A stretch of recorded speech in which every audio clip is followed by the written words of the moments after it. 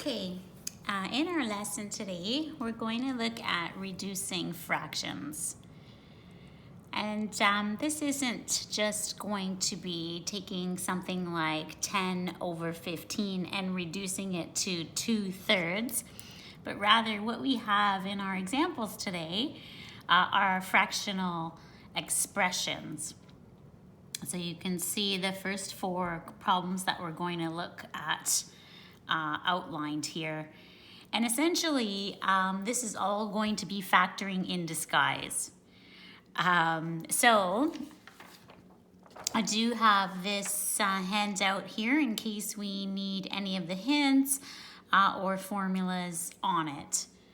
But let's just get started with the first problem. We remember that whenever we are factoring, we look to remove common factors first. So in this very first example here, in the numerator, there's a common factor of 3. So we remove that using division. And if we look at that denominator, we should see both terms in the binomial are divisible by 4 and by t squared. So we remove that as the greatest common factor, and then using division, we can see that we'll be left with t minus 2 here. And now we have t minus 2 present in both the numerator and the denominator. And this is similar to the fraction 10/15. Each of those numbers in the numerator and denominator are divisible by 5. This is very similar. So what we do is we reduce the fraction like this, and we're ending up, in this case, with 3 over 4t squared. Okay, so that's the final simplified fraction. So we'll go on and try the second one again, remembering always common factor first. In the numerator, each of these two terms has both b and x common. Remove that first and we'll have a minus x in the bracket. In the denominator, cx is common. Dividing each term by cx will once again leave us with a minus x. So certainly the binomial is common here to the numerator and the denominator, but we also have x common to the numerator and denominator. So problem 2 is equivalent to b over c. So that's the final reduced fraction. Okay, let's take a look at the third one here. Starting with that numerator, and again with common factoring, I can see that both 3 and x are common to both terms. That will leave us with x minus 5 here. And remember, you could always check your factoring by using multiplication. So just open up this bracket using multiplication, and of course you should get that binomial back. Now, in the denominator, I have a trinomial, and this looks like it's going to be a little more work. So I've already divided the page such that I can do the more lengthy factoring off to the side here, and that way I can stay rather organized. Okay, so I'm taking this trinomial, I'm going to fully factor it over here.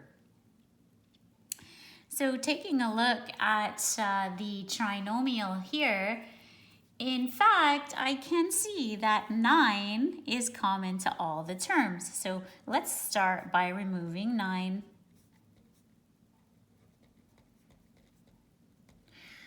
And now I have the trinomial x squared minus 3x minus 10.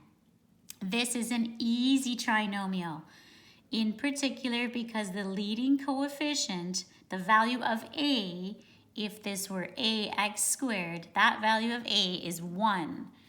That means that the factored version of the trinomial will look like this. There will be an x here and an x here. That's the only way to obtain 1x squared after expanding. So all I have to do is figure out what numbers are missing here and here. How do I do that? Well, I use the product and sum method. I would like a product, in this case, of -10 and a sum of -3. Product of -10, sum of -3. What are the numbers that will work here? -5 and +2. They multiply to give you -10. They add to give you -3. So that means those numbers go in here. And I have my final factored version of this trinomial. Okay, so in place of the trinomial here in the denominator, I will write its factored form like this. And now is the fun part, right? You get to reduce your fraction, which means you get to cross some things out. So here we go. Certainly the binomial we can eliminate. And perhaps you're seeing we can also reduce.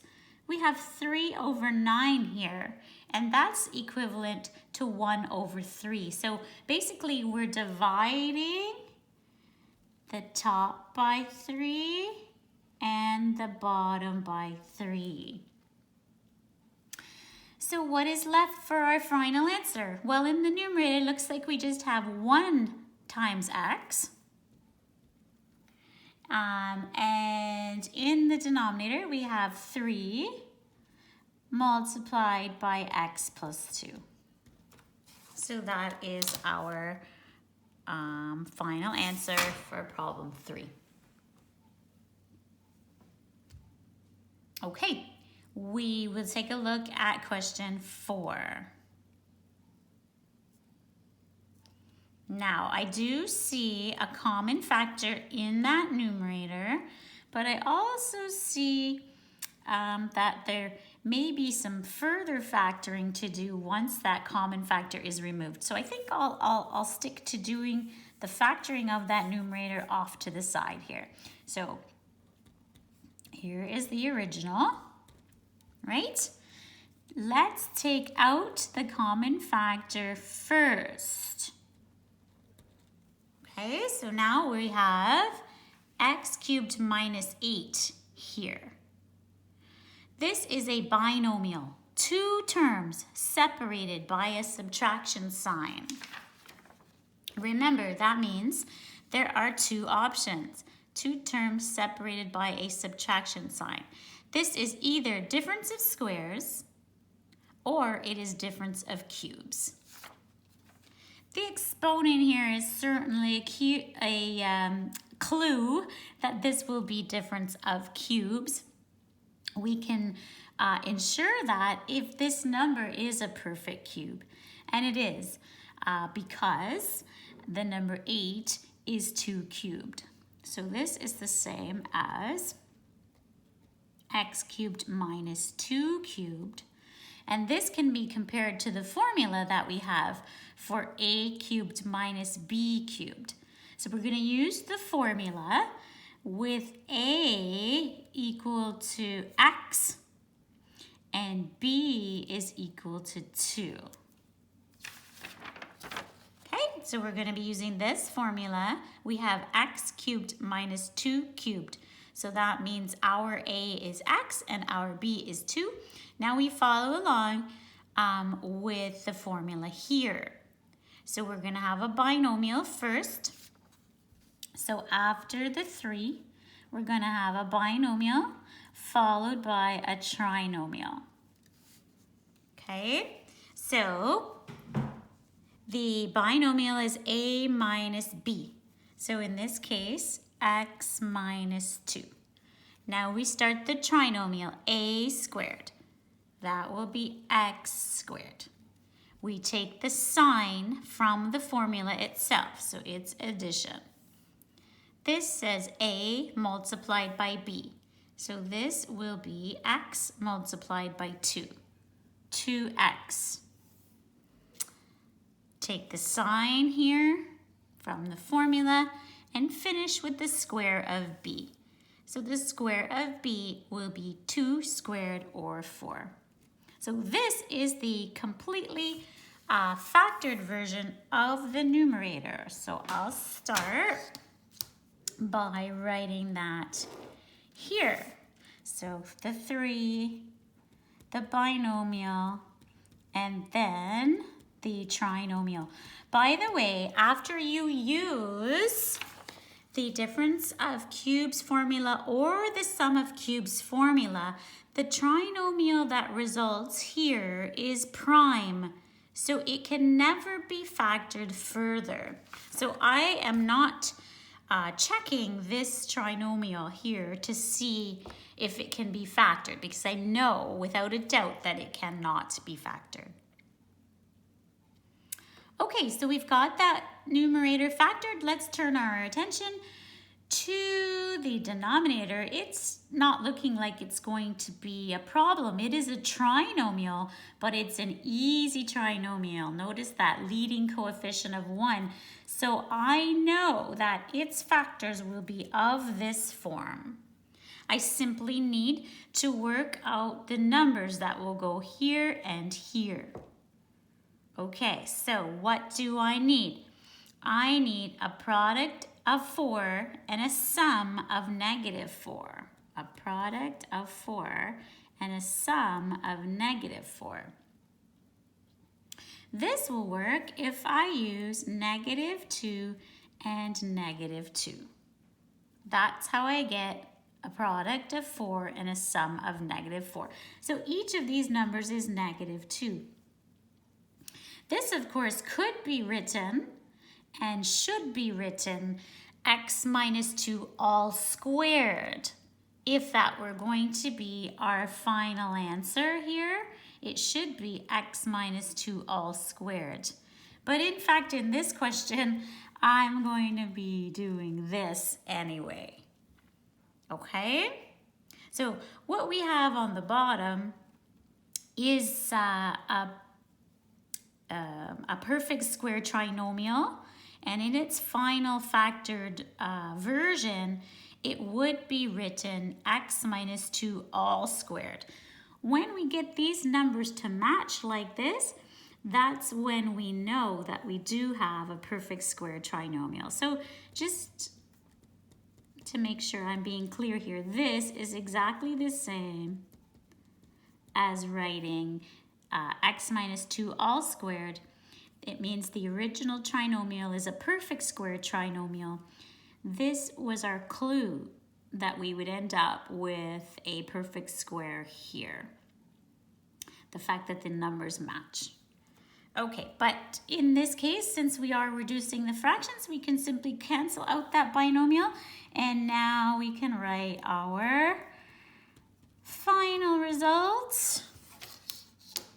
Whatever factors are left, and we get this as our final result for problem 4. Okay, so that's a 4th example. We're going to do a couple more together. And now you know what I meant earlier when I said that this was all just going to be factoring in disguise. We are practicing all of the different types of factoring within this particular lesson today. Okay, let's take a look at this problem now. Looks like a binomial in the top, a binomial in the bottom. This, by the way, says x cubed minus 27y cubed in the denominator, in case that isn't clear. Okay, let's look for common factors.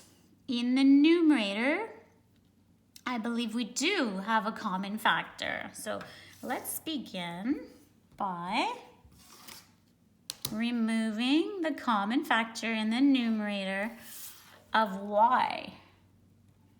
And then dividing this term by y will give us x. We insert the middle sign. We divide this term by y and we get 3y. So there's the numerator fully factored. Let's look at the denominator. 2 terms, subtraction sign. So 2 terms, subtraction sign. Is it difference of squares or difference of cubes? These exponents are 3's. So this is an indication that we have a difference of 2 perfect cubes. Let's do the factoring for that over here. Okay, so if I'm going to use the difference of cubes formula, it is helpful to write the terms first in this form with 3's here. Now I can see inside the bracket here will be an x. I have to take the cube root of 27, which is 3, and the cube root of y cubed, which is y. Okay, so the exponents are divided by 3, right? 3 divided by 3 gives me a 1 left in here. 3 divided by 3 would give me a 1 left in here. But for the numbers, of course, we're taking the cube root. Okay, so now I can compare that to the formula a cubed minus b cubed. So it means that I will be using a is equal to x and b is equal to 3y inside of the formula, the right side of the formula. Okay? So I could finish that here or here, I guess. It doesn't matter. So what we're going to have is a binomial followed by a trinomial. And we will start with a minus b. So that's x minus 3y. Now, a squared. So that will be x squared. Plus sign. AB. This means multiply a by b. Now, the natural order for writing those terms would be 3xy. Finally, the last sign, which is plus, and then b squared. So I need to square b, which means I need to square 3y.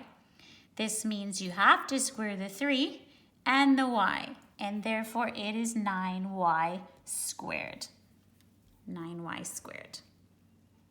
Okay, look at this. Woohoo! I get to cross something out, so I'm quite happy about that. So what are we left with in the top? Just y. And underneath we've got that prime trinomial. We know it's prime because it resulted after using the cubes formula. Okay, so again, that's a prime trinomial. That is a prime trinomial. Okay, so that would be our final result for number 5. Okay, let's do one more example together. This is problem 6. You can see I've got it set up for us already. Let's take a look at the numerator. 2 terms, subtraction sign. There is no common factor for 81 and 16. In fact, 81 is only divisible by 1 and 3, I guess, and 81. And 16 is only divisible by 2 and 1 and 16. So there is no common factor in the numerator. There is no number that is a common factor for 9, 23, and 12 either. So we are stuck with these things as they are. So I'm going to do the factoring off to the side. So let's start with the 2-term binomial here. 81x squared minus 16. 2 terms, subtraction. Is it difference of squares or difference of cubes? The exponent is divisible by 2. So we suspect difference of squares. If we want to guarantee that, we can set it up like this. And now we form the square roots of these things. So the square root of 81 is 9, and the square root of x squared is x. Okay, the square root of 16 is 4. So I have a 9x and a 4 if I compare with a squared minus b squared. Okay, so we have a is 9x, we have b is 4, and we're using the squares formula. So the factors will be a plus b, a minus b. A plus b, a minus b. Okay, like that. So that's going to be our numerator here. A plus b, a minus b. And certainly if you're able to go directly from this binomial to this factored form, no need to strictly show me this work here, okay, if you're able to do that directly. And just to clarify, earlier I said that the only factor of 81 besides 1 and 81 was 3. I should have said multiples of 3, because certainly it's also going to be divisible by 3 squared, and you know, so on. Same thing here when I said 16 was only divisible by 2.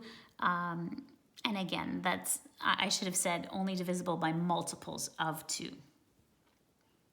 Okay, anyway, so we've got the numerator fully factored. Let's turn our attention to the trinomial in the denominator. Now, this is not an easy trinomial. The value of a, in other words, the leading coefficient, is 9 and not 1. So this takes a fair amount of work. You might remember how we do this. We start, okay, it's actually going to take, you know, a number of steps like this. So this is when we start and we multiply 9 by negative 12. And that's going to give us negative 108 for the product. We take the middle number and use that as the sum. So you would begin dividing 108 by things, hoping for a sum of 23. So for example, here's negative 108. I hope you can see that all right on the screen here.